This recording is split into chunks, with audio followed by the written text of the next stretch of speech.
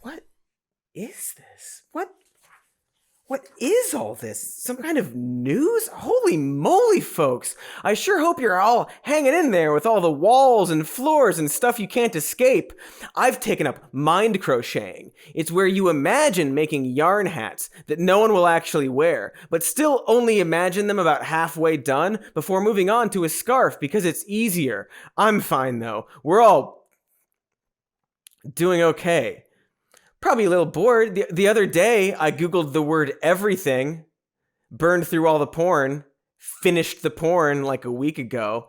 I think my dog might be depressed. Or maybe she's just like being a dog. I don't know. We should probably talk about the news. Ha! Okay. Let's talk about the free market. Our hero in the pandemic. So there's like this entire political party, I won't say which, that has invested a lot of mouth sounds to the idea that a free market and capitalist system is actually good, rather than being some sort of like a bad thing that spreads and isn't visible and hurts people. Like a thing that hurts us that we can't see that infects.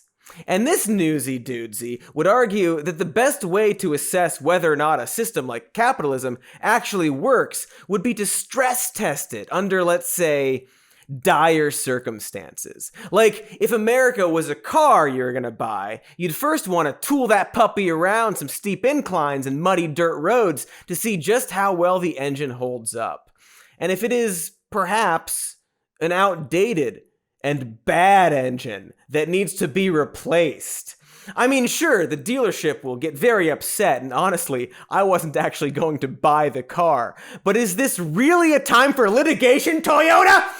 My point is that in this crisis, really, any help from any source is greatly appreciated, especially when the federal government is,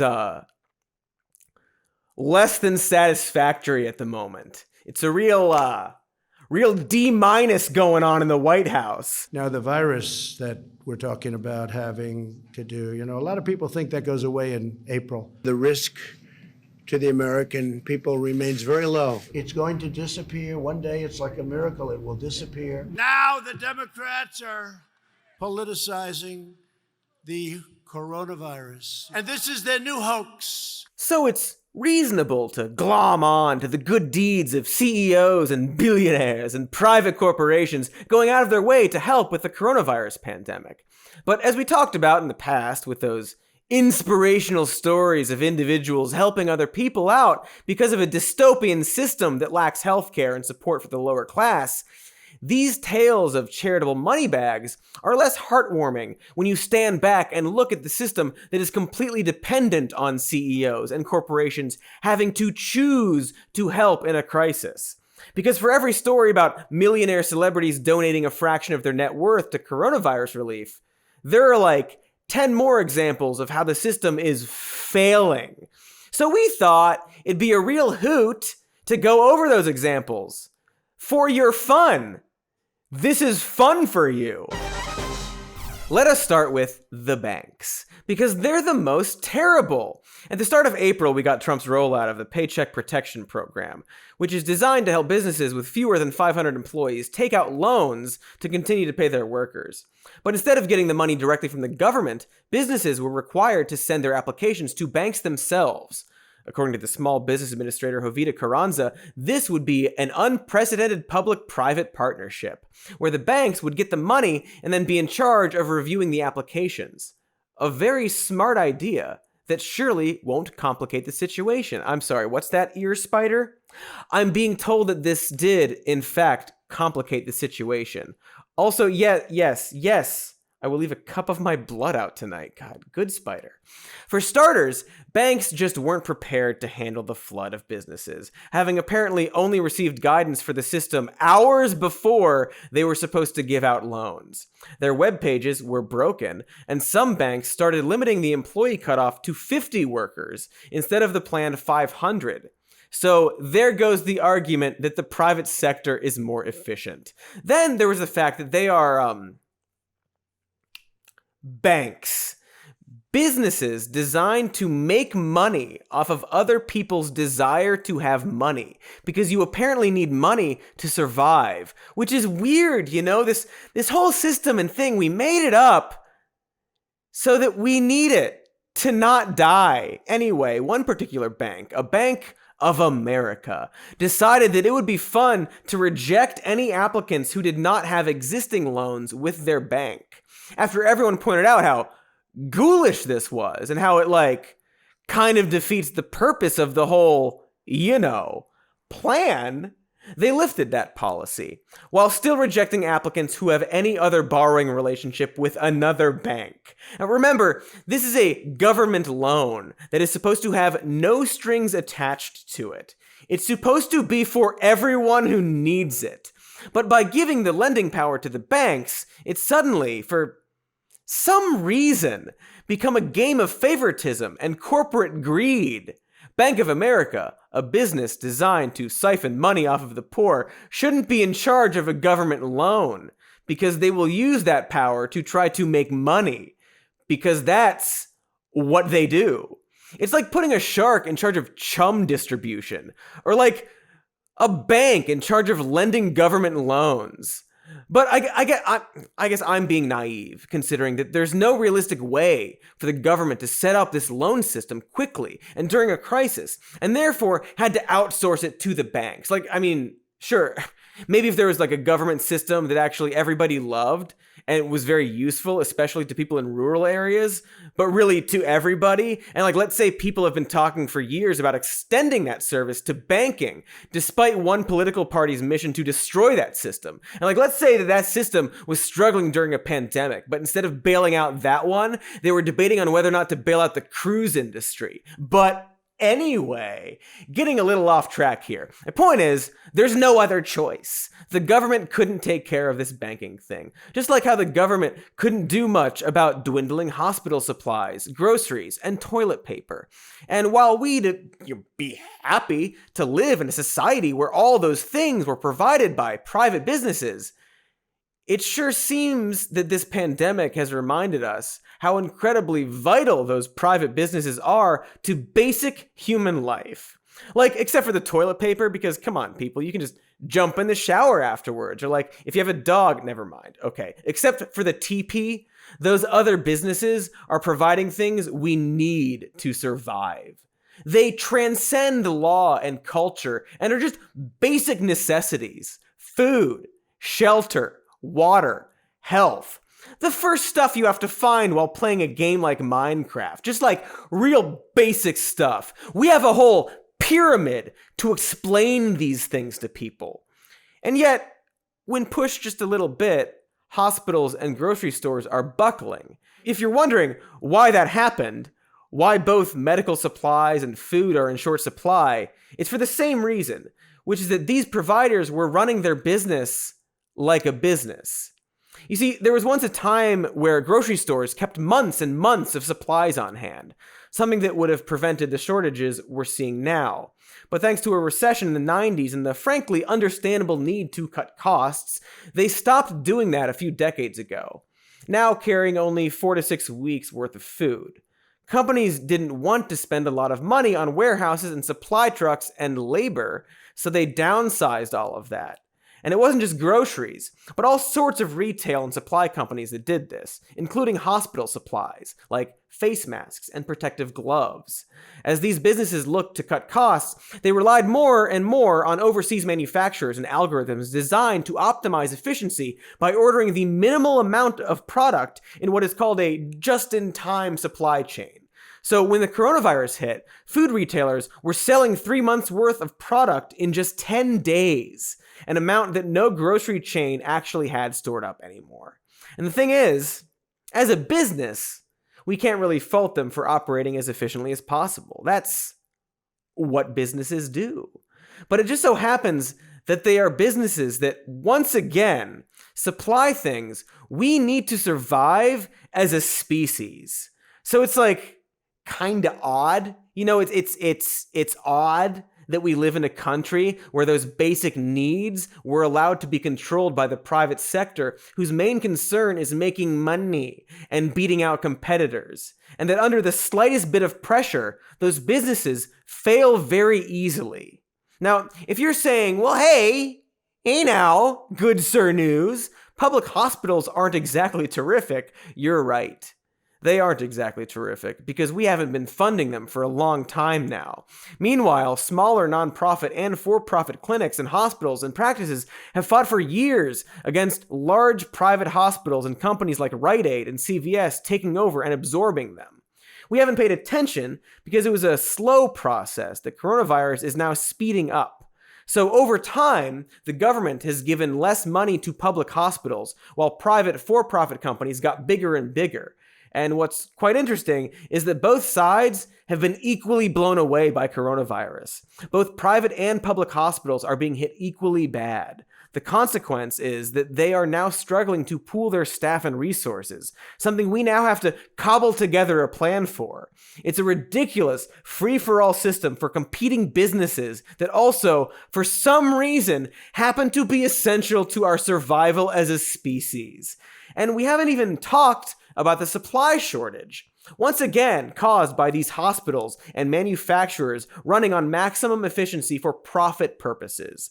Companies like 3M, who supply vital face masks for medical workers, don't have any national loyalty or obligation to fairly decide which hospitals get the new supplies they're making.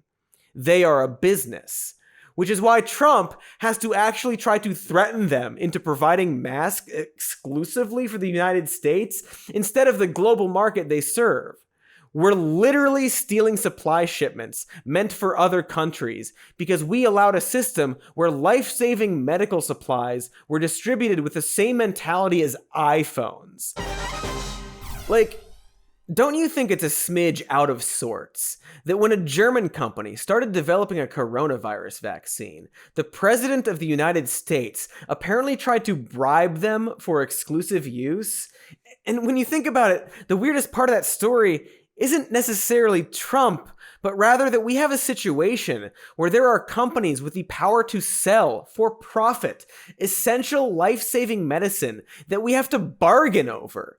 We really don't talk enough about how messed up the pharmaceutical industry is. Enough being all the time. All the time is how much we should be talking about it, until it's not the way it is right now. Hey, did you hear the one about a pharmaceutical manufacturer announcing that, as a special treat for all you corona heads out there, they are capping the out-of-pocket price for insulin that normally could go for thousands of dollars, even for the insured, at only $35? A thing they could apparently do at any time and just didn't want to? That's right. That's just a thing they can do, but didn't want to, resulting in the deaths of many people as part of a system we have deemed totally not f***ed up. You know, the system where one company sells an essential medication for way more money than they need to sell it for, forcing us to go to a second company that gives us insurance to buy the first thing that we need to live. You know, I sure wish there were politicians that addressed this issue and were running for president, which there are not. There is no longer that thing that we desperately need. Ah, shucks. I put myself in the dark place just now, actually.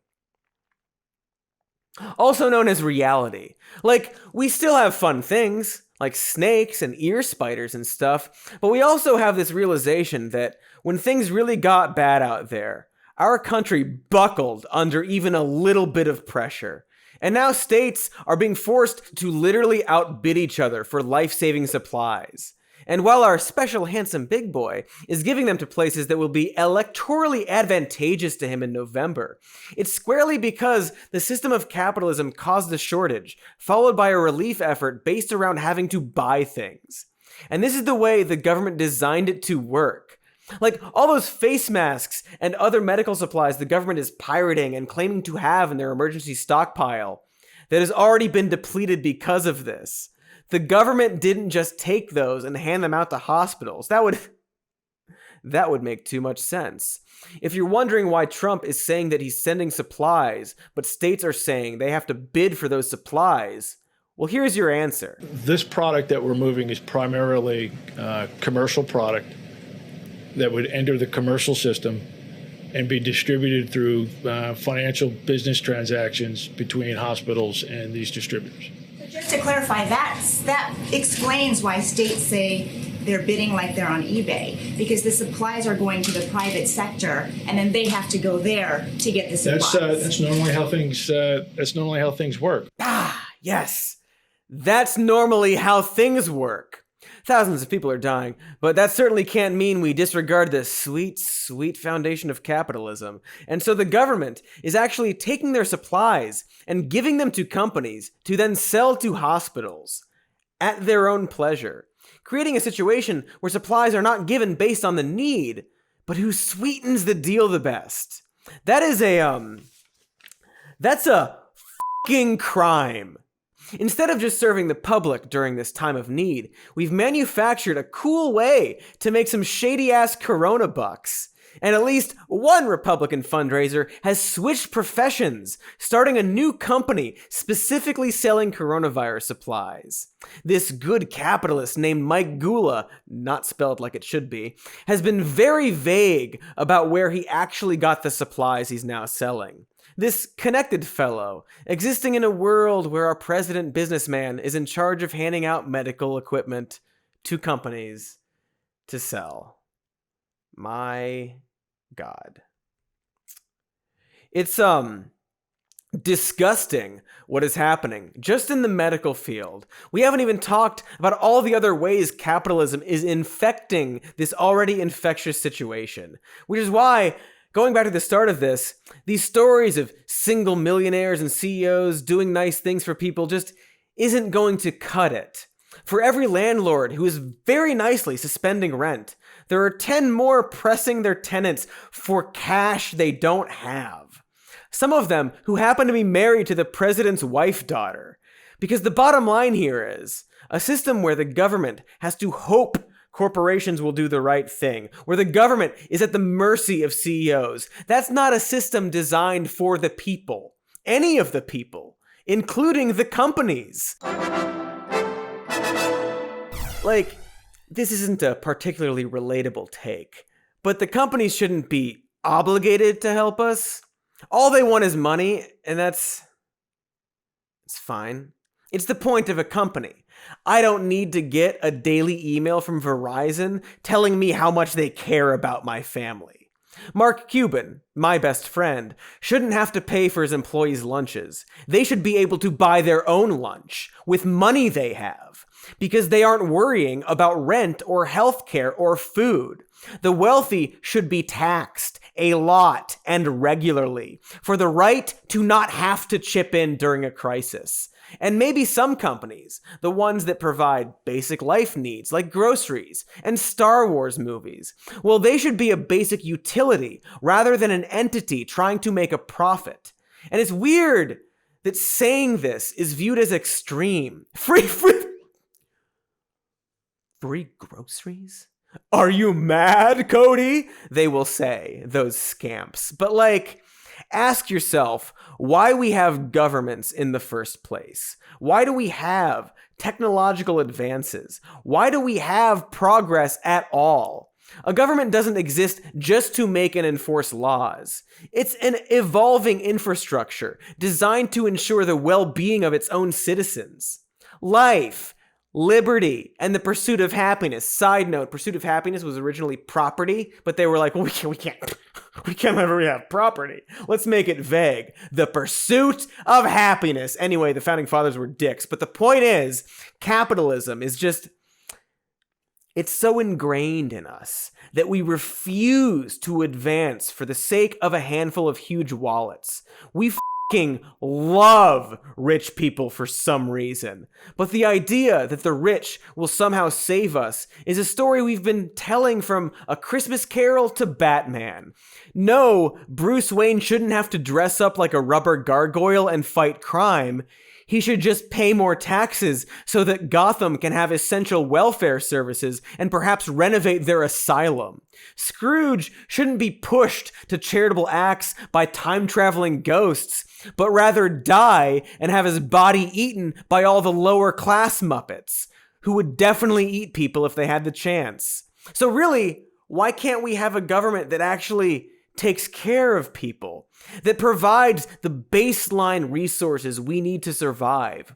We can still have richish people, movies, fancy outfits, whatever Quibi is, pets, video games, but in a world where the lower class is elevated, rather than being systematically destroyed because of some twisted concept of fairness and why I didn't have any help when I was your age, so you shouldn't get it either mentality of a generation that spent their 20s in one of the best economic decades and paid almost 4,000% less for college. Come the on. You think a Star Trek universe was birthed from capitalism? They don't even have money. They're up there in space just paying each other with respect or reputation or something. I'm not sure how that system works, actually. Like, they have replicators, but also people working service jobs, but no money too? Is it like, did they pay with life years, like that movie In Time with Justin Timberlake? You know, whatever. They're happy, is my point. With all the holodecks and weird classical music concerts and just like all the unprotected sex. You know, one imagines. One imagines a lot. Stay safe, everyone. Love you.